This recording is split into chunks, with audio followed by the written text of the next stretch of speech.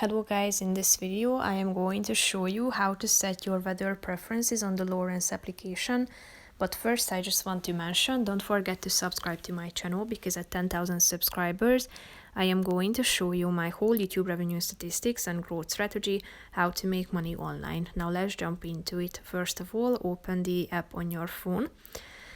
After that, tap on this plan icon down below, which is the second button. Go to the plan your next trip section and tap on weather forecast in the middle of the screen.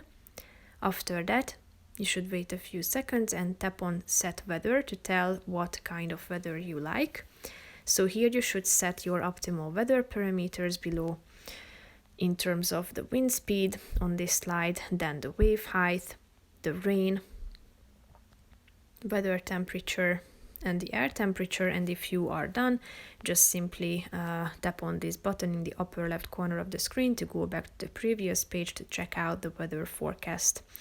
So that's how you can set your weather preferences.